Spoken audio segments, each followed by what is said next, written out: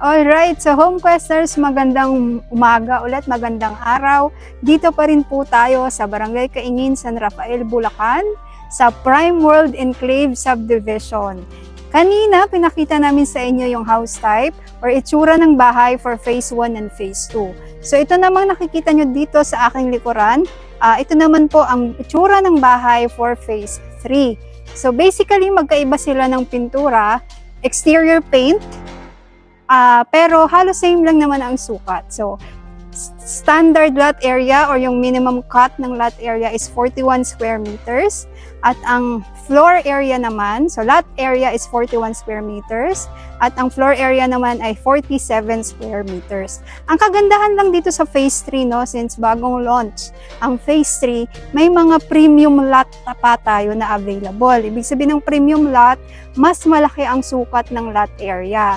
Merong 69 square meters, may 57 square meters, at iilan lang yon. So, kung gusto nyo ng mas malaking lot area, now is the best time para i-check nyo ang Prime World Enclave. So, ang kaibahan lang dito, no, sa itsura ng bahay or house specifications, ang Phase 1 and Phase 2, isa lang po ang toilet and bath. Dito po for Phase 3, Eliana Upgraded, so this is Eliana Townhouse Upgraded version, is isang toilet and bath sa taas at meron pa pong toilet sa baba. At 2 bedrooms siya. So may bedroom partitions na for 2 bedrooms and provision for 1 carport. So if you have questions, no, or may mga tanong kayo about dito sa Eliana Upgraded version, dito sa Phase 3, comment lang po kayo dyan sa aming live. At ang kagandahan, no, imagine for as low as 5,400 plus monthly down payment, is pwede ka nang magkaroon ng sariling bahay na gaya nito. Napakababa, very low down payment po. At take note, fully finished pa siya. Wala ka nang masyado ipapagawa kung hindi yung likuran, yung service area for your kitchen. And then the rest, ready to use na sang lahat. By the way, baka makalimutan ko, ang required income po for this Eliana Upgraded version is at least 45,000 pesos po. So kung tayo ay may income na at least 45,000, pwede po combine as long as tayo ay relatives. So first degree relatives po, lalo na po sa bangko. So pwede po ang combined income. Para sa monthly amortization, no, i-PM nyo na lang po kami, message kayo dito sa aming TikTok account para sa amount for the amortization, kasi iba-iba, depende po sa financing na po pwede or uubra sa inyo. So again, this is Eliana Upgraded version, 2-story townhouse with 1 carport, 2 bedrooms, 1 toilet and bath, and 1 toilet sa baba. Ready to use, move-in ready. So this is for Phase 3, pre-selling pa lang po, kaya affordable. Very affordable pa ang down payment. RFO po ba ito, ma'am? Okay, si ma'am or sir Elilia. Sorry po, hindi po tama po ba yung pagbanggit ko? For Phase 3, ma'am, for this one, na may low DP na as low as 5,400 plus, pre-selling po. Kung RFO po yung gusto natin, meron po. Pero hindi na po siya 5,000 plus ang monthly. May down payment na po siya. Ito, pakita namin sa inyo. Ito yung RFO, ma'am. Paan mo lang dito.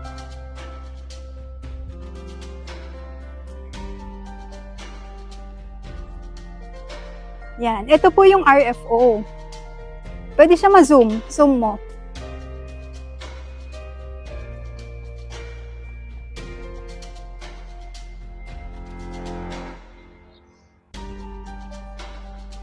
Ito.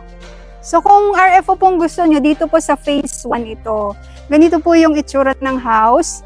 Same lang naman din po ang layout, 41 square meters lot area minimum. Sige po, daanan po kayo.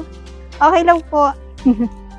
And then, 47 square meters naman ang kanyang floor area. So, ang kaibahan lang po nito, dun sa isa, ito ay 1 toilet and bath na nasa taas po. So wala po itong toilet sa baba. Ang kagandahan po no, pag nasa taas na yung ready na ang toilet and bath, hindi na makalat magpagawa ng CR sa baba ay sa taas. Sige po, diretso lang po. So may mga nakikita kayong dumadaan kasi nga etong model house ay nasa phase 1. So may mga nakatir na po dito sa phase. Niyo po ba yung loob at Tour natin yung loob, pwede po. Kanina nung live namin kanina, hindi na namin tinur kasi may house tour video kami na ipopost. Pero pwede natin i-tour ngayon. Diyan po sa aming bio, dito sa TikTok account, sa aming bio, meron pong link ng Sociabus. Nandun po lahat ng aming social media accounts, mga business accounts po namin, including WhatsApp and Viber. So ito po yung actual turnover, pakita po namin sa inyo. So ito no, this is for provision for airport. Dito, ang kagandahan no, is meron ka pang space for pocket garden. So, dito ka lang magpa-pathwalk, and then space for pocket garden kung mahilig kayong magtanim ng mga spices or mga flowers. Pwede yon. So pasok tayo. So pagpasok nyo po, andito na po kaagad sa left side yung stairs. And ito yung pinaka parang foyer. Dahan pa kita mo, dito sa stairs, pasok ka. Meron siyang jolly. Kaya hindi madilim po. Yan. And then, ito na yung pinaka living area niya. Ito. Yan. So, kung mapapansin nyo, no, dahil ito ay corner unit, marami siyang bintana. Pero kung tayo ay inner unit lang, dahil sa RFO, ang mga available na lang po ay inner unit, ito lang ang bintana natin. Ito. Dito wala na kasi may kadikit na tayo. Pero tingnan nyo naman yung front window. Napakalaki. Diba? Dito naman, sa ilalim ng stairs, yan. Ito naman yung space for your dining area. Tapos pwede kayong magkaroon ng mga ano dito, yung built-in storage cabinet rather. Then dito sa service area, so ito yung binanggit ko sa inyo po na wala siyang toilet sa baba.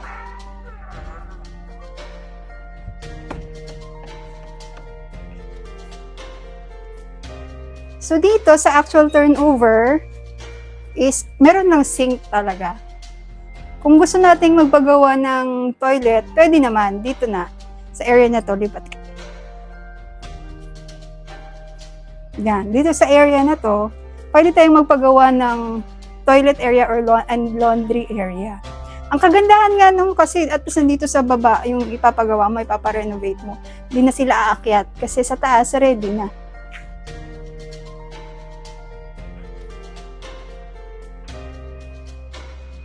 Yan, nakita tayo. Sana lang hindi mag-ano yung signal natin, no? Yun lang ang problem kasi.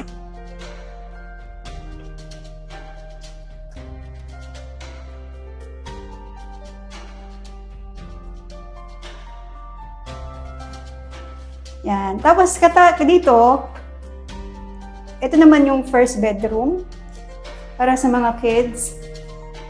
So, jalousie type ang ating windows. Yan. And meron na ready na for aircon, window type aircon. Kasama na rin to, oh. Hindi nyo na kailangan Then, for master's bedroom, ito siya. So, for master's bedroom, window type, sliding type yung ating window. Then, dito, meron lang siyang space dito. Layo ka. Yan. Pwede nitong gawin. For this one,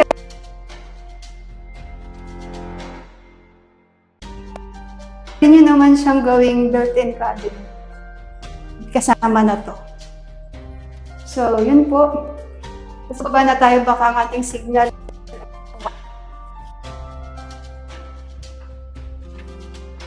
Then, doon na lang tayo mag-check ng mga comments.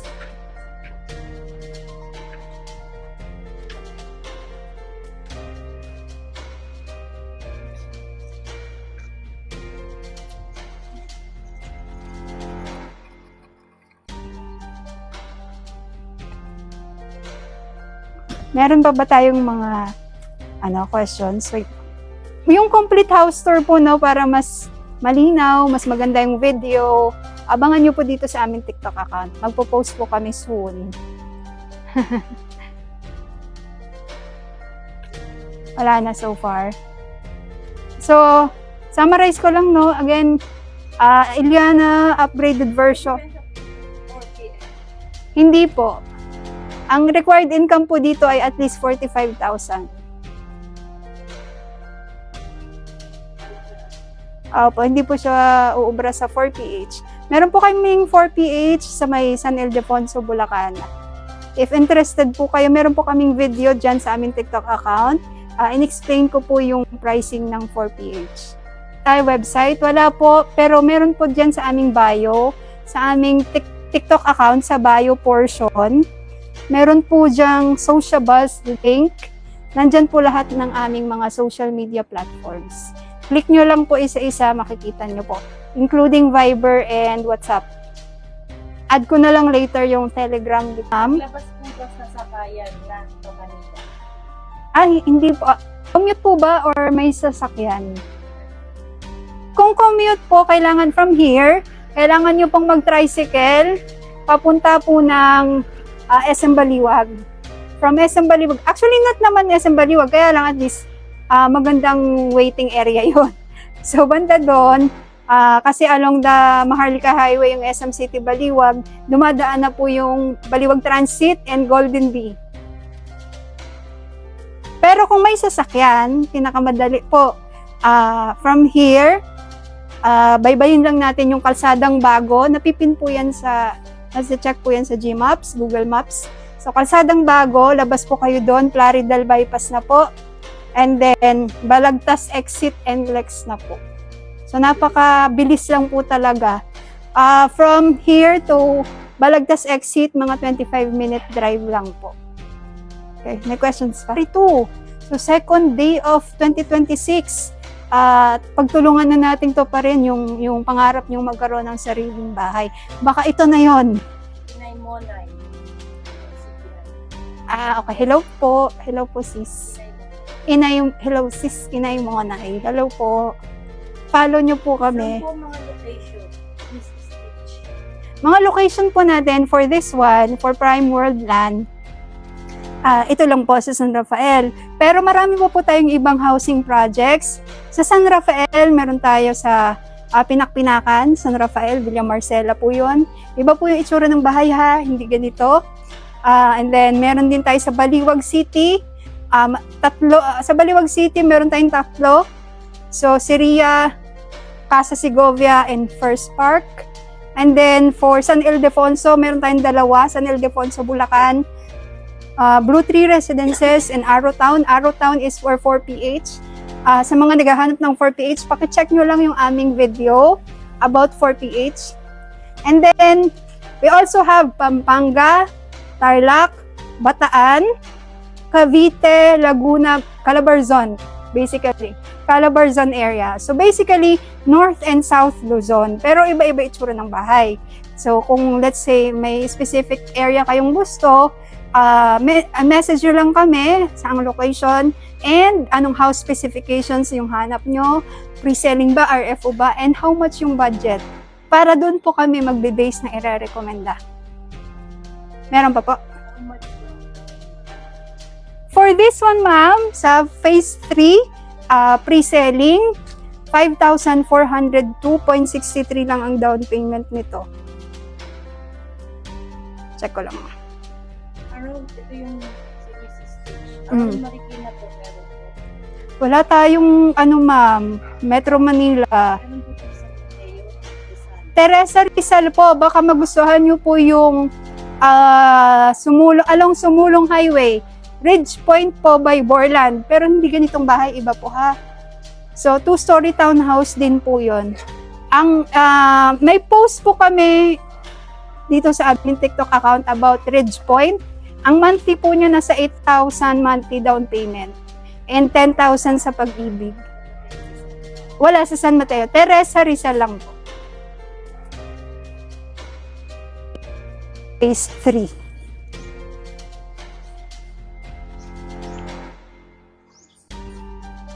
Ayan. So, ito po. Sa mga naghahanap po ng RFO, no, kung gusto natin mas affordable pa na RFO, abangan nyo mamaya yung aming live. Meron kami ulit ila-live na RFO project din. Sa San Rafael din, pero mas malapit yun sa highway. Mga 400 to 500 meters away lang ng Maharlika Highway. Ang difference naman yun ay bare finish. So ito po, itong ganitong brownish and yellowish na itsura ng house. Ganyan.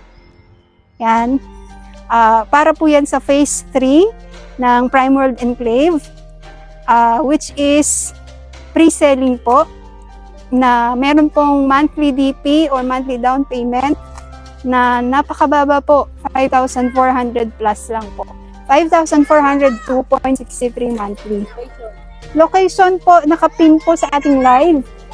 Barangay Kaingin, San Rafael, Bulacan. Nakapin po. And then, ang monthly amortization sa Pag-ibig for phase 3. Again, phase 3 po, ang monthly po sa Pag-ibig ay